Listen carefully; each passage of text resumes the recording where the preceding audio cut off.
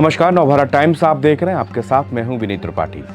दिल्ली से बांग्लादेशी नागरिक होने के आरोप में सीमा पार भेजी गई प्रेग्नेंट महिला सोनाली खातून और उसके 8 साल के बेटे को मानवता के आधार पर भारत वापस लाने की मंजूरी मिल चुकी है। केंद्र सरकार ने बुधवार को सुप्रीम कोर्ट को इसकी जानकारी दी। सोमवार को सुप्रीम कोर्ट ने केंद्र से एंट्री मंजूर करने के बारे में सवाल पूछा था।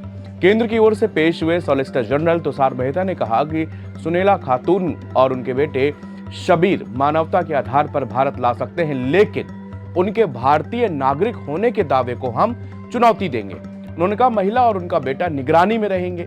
सोनाली खातून की कहानी बेहद भावुक कर देने वाली है। इस बात से कोई इनकार नहीं किया जा सकता कि घुसपैठ देश की सुरक्षा पर एक बड़ा खतरा होता है, ये किसी भी देश के लिए।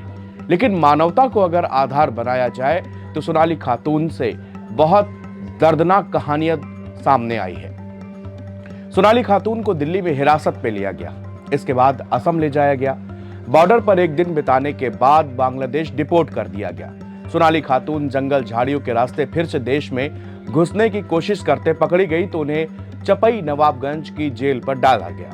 25 साल की सोनाली खातून के लिए पिछले 5 महीने पूरी जिंदगी से भी ज्यादा लंबे लग रहे हैं। सोनाली खातून ने इंडियन एक्सप्रेस से बातचीत की, अपना दर्द बयां किया है। सोनाली बताती है कि वो 9 महीने की प्रेग्नेंट है और अभी भी बांग्लादेश में फंसी हुई है। उन्होंने कहा कि बस एक ही चीज है जो वो चाहती है कि वो अपने बच्चे को भारत में जन्म देना।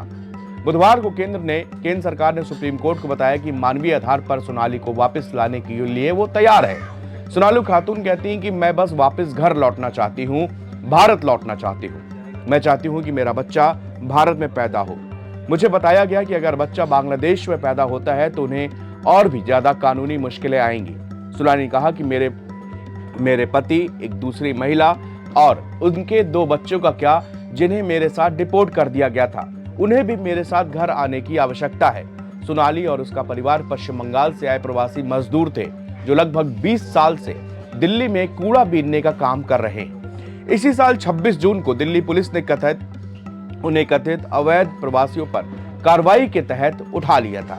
पुलिस ने उनके पति दानिश, उनके 8 साल के बेटे और परिवार की एक और सदस्य स्वीटी बीबी, जिनकी उम्र 32 साल है, उनके 2 नाबालिग बेटों को भी पकड़ा।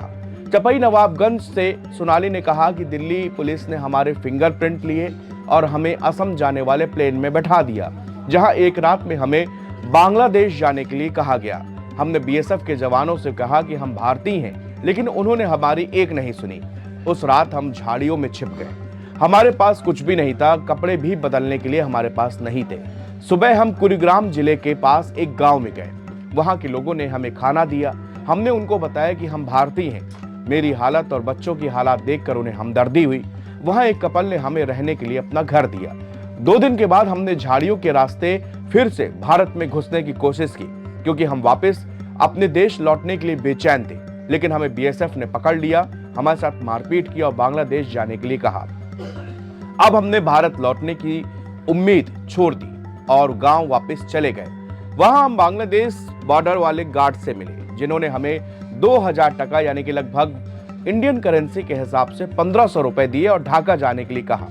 राजधानी ढाका में हम 1 हफ्ते तक भिखारियों की तरह सड़कों पर भटकते रहे। फिर हम किसी तरह अपने एक रिश्तेदार फारूक शेख से कांटेक्ट कर पाए और फिर उन्होंने हमारे जीवन यापन के लिए कुछ पैसे भेजे।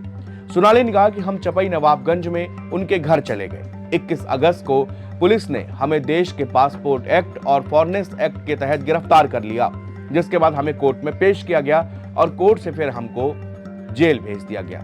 मुझे और मेरे बेटे को एक सेल में रखा गया। दूसरी महिला स्वीटी बीबी और उसके बच्चों को एक हॉल में, मेरे पति को पुरुषों के लिए बने वार्ड में रखा गया। सेल में कोई बाथरूम नहीं था। हमें सुबह 6 बजे से शाम के 4:30 बजे के बीच बाहर जाने दिया जाता था। मैंने कॉमन वॉशरूम का इस्तेमाल किया।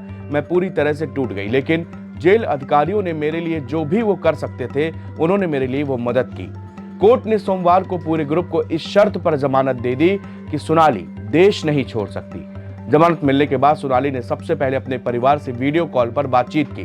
उन्होंने बताया कि मेरी 5 साल की बेटी दिल्ली में मेरी माँ और बहन के साथ है। स्वीटी बीबी, जो कि डिपोर्ट होने के बाद से सोनाली के साथ, उन्होंने कहा कि हम सब वापस घर जाना चाहते हैं। हम कब तक किसी और के घर पर रह सकते हैं। बुधवार को सोनाली को छोड़कर ग्रुप के सभी लोग चपाई नवाबगंज कोर्ट पर पेश हुए। सोनाली को छूट दी गई क्योंकि वो प्रेग्नेंट थी।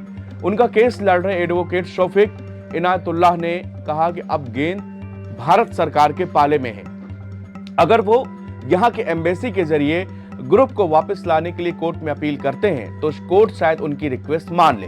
फिर बांग्लादेश बॉर्डर गार्ड्स और बीएसएफ एक फ्लैग मीटिंग करेंगे जहां उन्हें सौंप दिया जाएगा।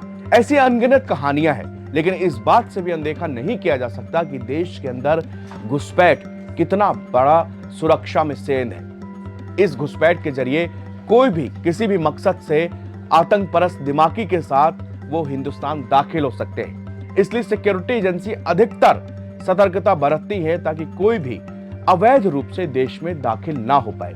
लेकिन देश के अंदर एक बांग्लादेश हो या दूसरे बॉर्डर सीमाओं से लोग घुस आ जाते हैं और फिर यहाँ पर अपना घर बनाकर रहने लगते हैं। पिछले अगर हम बांग्लादेश में बंगाल की बात करें, इंडिया में पश्चिम बंगाल की, तो वहां पर पिछले दिनों नवंबर महीने से एसआईआर चल रहा है।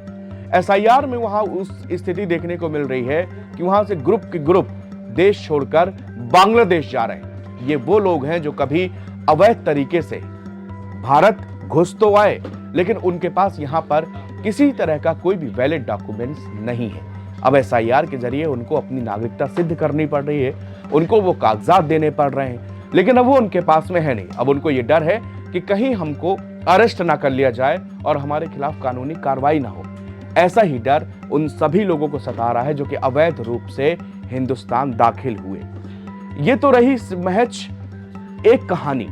इस तरह की अगर हम इमोशनल और भावुक कर देने वाली कहानी बहुत सारी है, जिनको वापस जो कि 20-20 साल 30-30 साल से यहाँ पर रह रहे हैं, लेकिन वो अवैध तरीके से रह रहे हैं और उनको वापस डिपोर्ट किया जा रहा है। लेकिन इसका इसीलिए हिंदुस्तान की सरकार ने और कोर्ट ने मानवता के आधार पर, ह्यूमैनिटी के आधार पर देखते हुए सुनीला खातून को भारत आने की या उसको वापस वहां से बुलाने की उनकी मांग को मान लिया है और कोर्ट को बता दिया गया है केंद्र सरकार की तरफ से कि भाई हम उनको वापस लाएंगे। मगर सुनीला खातून के साथ जो पूरा ग्रुप है वो लगातार ये मांग कर रहा है कि नहीं, हम भारतीय ही हैं, हम इंडियन हैं। इस दावे को लेकर केंद्र सरकार की ओर से पेश हुए सॉलिसिटर जनरल ने साफ कह दिया कि हम उनको मानवता के आधार पर लेके तो आ रहे हैं, लेकिन हम उनके भारतीय होने के दावे पर नहीं मानेंगे, उस पर हम आपत्ति जताएंगे।